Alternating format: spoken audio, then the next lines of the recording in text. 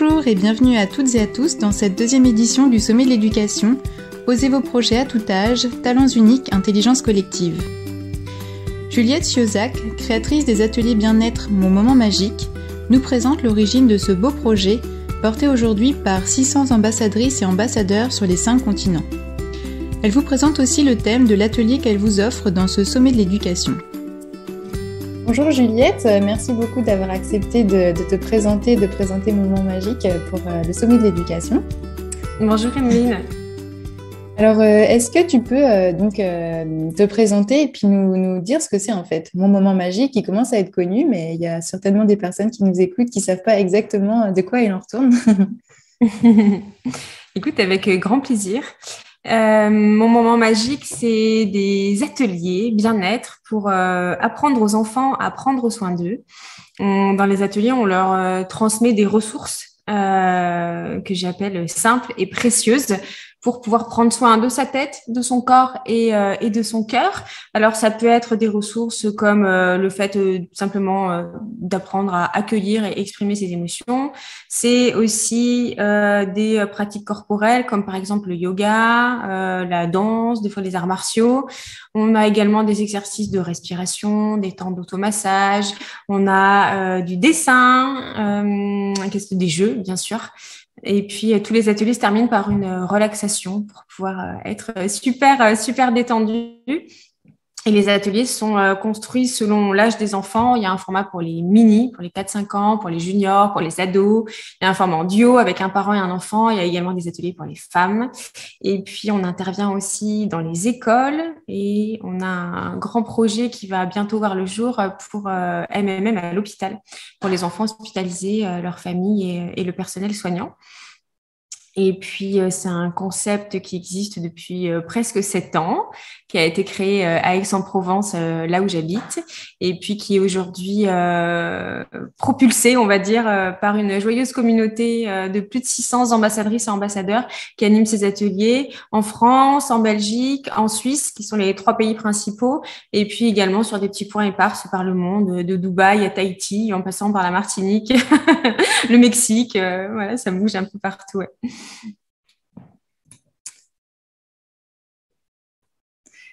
Alors, est-ce que tu peux nous raconter un petit peu en fait la naissance de ce projet, comment il s'est développé, comment c'est devenu comme ça un vaste réseau de plusieurs centaines d'ambassadrices, ambassadeurs? Mais au début, ça a commencé tout petit. J'étais toute seule dans mon appartement en pyjama à imaginer mes ateliers. Tout a commencé en fait quand j'avais 17 ans et que j'ai passé mon BAFA et que j'ai fait pendant 5 ans des colos, des centres aérés et j'avais vraiment adoré toutes ces expériences. Après, j'ai fait des études plus sérieuses en école de commerce. Donc, du coup, l'été, j'ai fait des stages dans des entreprises au lieu de partir en colo avec les enfants. Mais je gardais ça dans un petit coin de ma tête. Et puis après, j'ai travaillé pendant 10 ans en agence de communication avec un rythme de vie assez intense.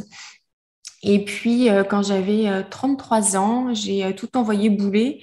Le mari, le boulot, la maison.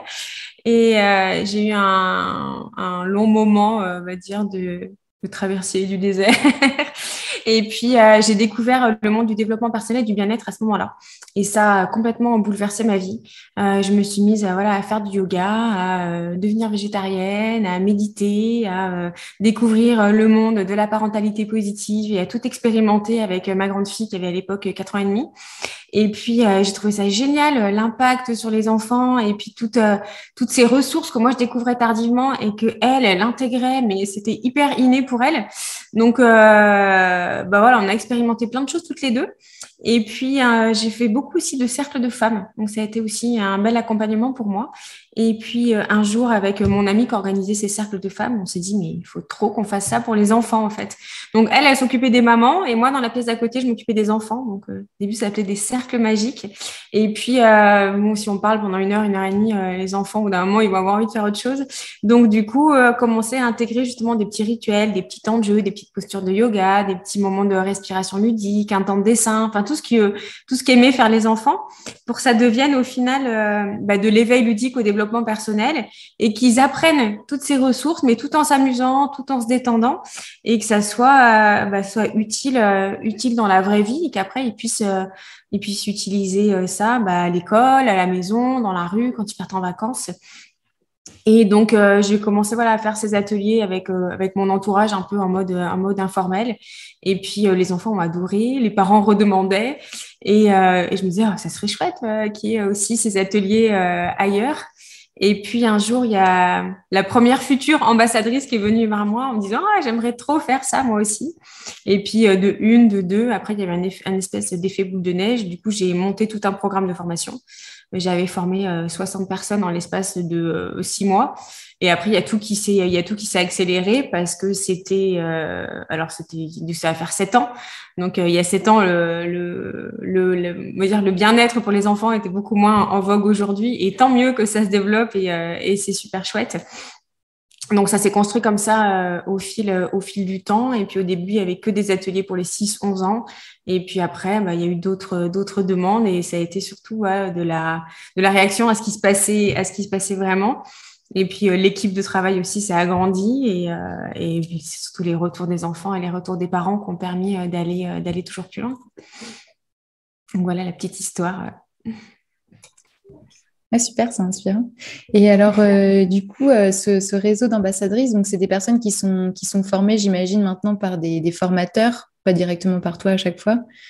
Si, alors c'est toujours moi qui fais les formations parce que c'est important pour moi j'essaie vraiment de privilégier ce contact humain et de connaître chacun et chacune. Le programme, on va dire le socle théorique, il existe en ligne. Donc, les personnes se forment en ligne et après, il y a des sessions de pratique qui peuvent se faire soit en présentiel, soit en ligne pour les personnes qui sont loin. Mais c'est important pour moi de clôturer la formation de chaque personne.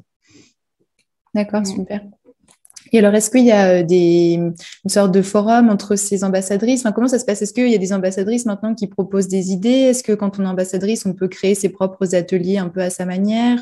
C'est quoi le… Oui, alors on est dans la co-création puissance 1000. Il y a une espèce d'effervescence qui règne dans la communauté. Ça, c'est super chouette.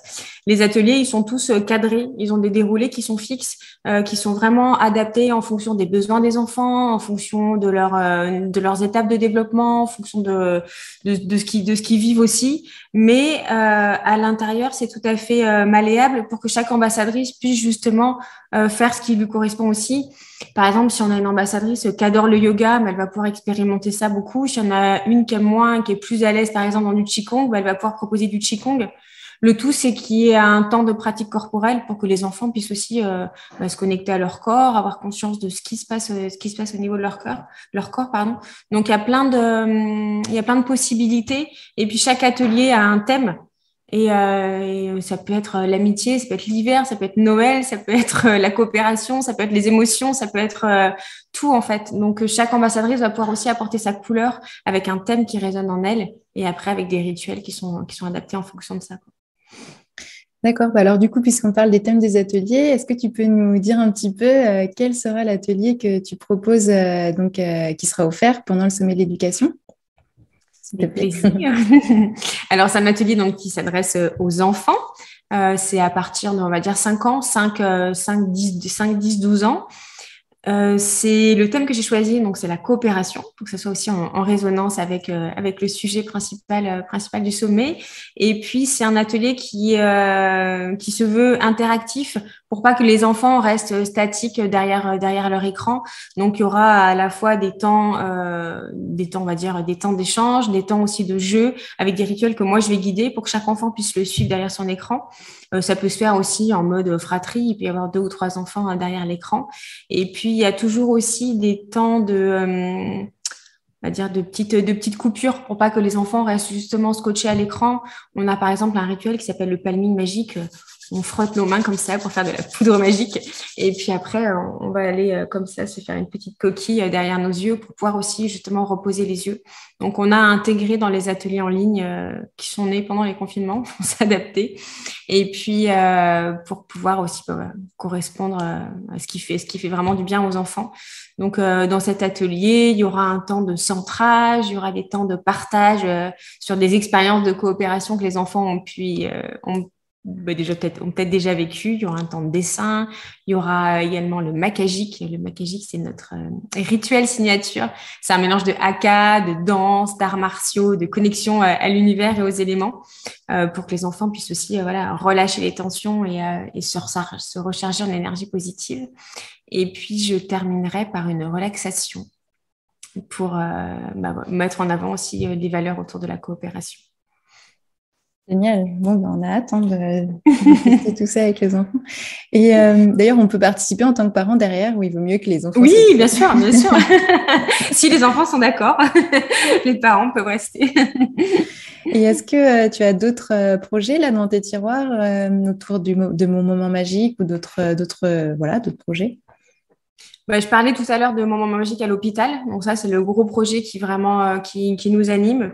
Après, on a comme projet d'entrer dans les écoles. Donc ça fait déjà plusieurs fois qu'on fait des petits pas pour pouvoir aussi un petit peu apporter de la magie dans les écoles et réenchanter tout ça, et apporter aussi notre touche pour aussi favoriser la concentration des enfants, pour aider aussi à des climats de classe qui soient doux, qui soient agréables. Donc, ça sera, une fois que MMM à l'hôpital est bouclé, MMM à l'école, donc dans les classes, pas que sur les temps périscolaires. Ça sera notre prochain grand projet. Génial, merci beaucoup Juliette pour ta participation. À bientôt. À bientôt.